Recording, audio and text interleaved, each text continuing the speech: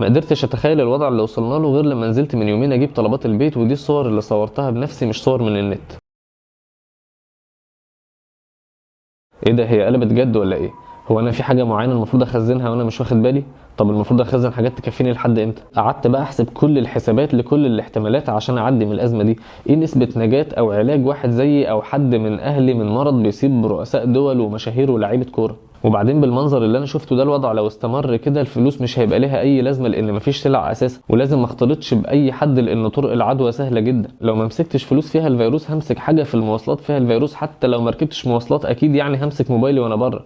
هغسل ده كمان بالميه والصابون لما ارجع؟ لا ده يتطهر بكحول، بس ساعتها مسكت ازازه الكحول وبقت هي كمان عايزه تتطهر، والترابيزه اللي حطيت عليها الموبايل عشان اطهره محتاجه هي كمان تتطهر. وعقلي ما سابنيش غير لما وصلني ان لو عايز اخد بكل الاسباب اللي تعديني من الازمه دي يبقى لازم اخد اهلي كلهم في جزيره معزوله عن العالم، ويبقى معانا ديك وفرخه نجوزهم لبعض، وبقرتين نجوزهم لبعض، واتعلم الصيد وازاي اولع نار من غير كبريت، وبس كده الموضوع بسيط وهيعدي لو ما جاش اسد يتعشى بينا. مش عارف ليه ساعتها افتكرت البوست اللي شفته على الفيسبوك بتاع الراجل اللي كان لابس جوانتي وكمامه وماسك ازازه الكحول في ايده وهو بيعدي الشارع عربيه خبطته ومات. حسيت ان احنا الاثنين عاملين زي القصه الخياليه اللي واحد صاحبي حكاها لي من كام يوم. بيقول لي مره كان في اتنين صحاب قوي الروح بالروح، واحد فيهم اتجوز بس ما قالش لصاحبه وقرر انه يعملها له مفاجاه ويعزمه على طول في بيته على طبيخ مراته. المهم اتفق مع مراته وقال لها لما صاحبي يجي واسقف لك تطلع الاكل من ورا الستاره وتحطيه وانا هقوم اخده، اسقف تاني تجيب الفاكهه، ولو سقفت ثالث مره بيحط الشاي. فجه صاحبه وقعد والعريس بدا يسقف، فصاحبه لقى الستاره بتتحرك وفي طبق مليان اكل بيتزق من وراها، وسقف تاني لقى طبق مليان فاكهه طالع من ورا الستاره،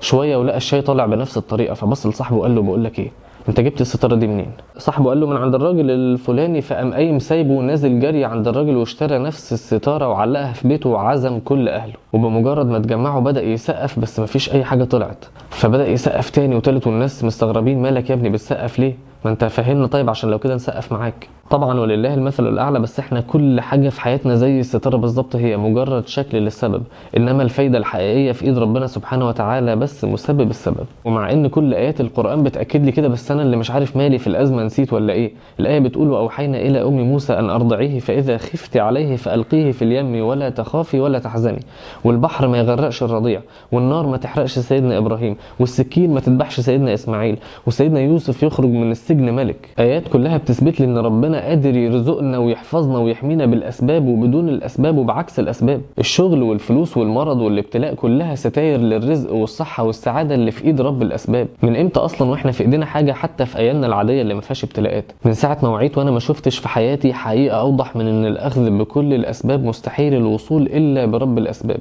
فبابه موصول. الايمان بالله بس هو اللي بيخلينا ناخد بالاسباب عشان ده امر ربنا، فبنعمل اللي بنقدر عليه كبشر وكلنا امل في ربنا انه يرفع البلاء. اللي هيخلينا ناخد اقصى درجات الحذر ونطبق كل تعليمات الوقايه بمنتهى الهدوء والدقه هو الايمان الحقيقي اللي جوانا بان كلها اقدار الله. العلماء شغالين ابحاث وتجارب عشان علاج هيوصلوا له باذن الله، وهيبقى في الصيدليه اللي جنب بيتك في الوقت اللي ربنا مقدره. عشان كده اكتر حاجه محتاجينها هي الايمان بالله، الايمان اللي لو مش موجود وثابت جوانا هنشوف حاله الرعب والفزع اللي تخلي واحد ينزل ياخد كل اللي في السوبر ماركت وتخلي التاجر يغلي الاسعار ولسه مفيش ازمه اصلا. اما لو ازمه بدات بجد هنعمل ايه؟ هناكل بعض. هو انت فاهم ان كرتونتين البيض دول هم اللي هيعدوك من الازمه؟ الموضوع اوسع من كده بكتير، ده غير اننا في مجتمع لو فئه وقعت الباقي هيقع وهتبقى مساله وقت مش اكتر. تعليمات المسؤولين في الوقت ده مهم جدا الالتزام بيها عشان نتحرك كلنا في وقت واحد وبنظام واحد، فيبقى في نتيجه للحركه بتاعتنا، مش كل واحد نفسي نفسي فنغرق كلنا. اخدت بالي ان لو في حاجه هتهدنا بجد هتبقى نفسي نفسي مش المرض نفسه، وبالذات لما تبقى نفسي نفسي باسم الدين. فيا ريت لما نجيب سيره الدين في الموضوع يبقى عشان نذكر الناس برحمه ربنا وندي للناس امل،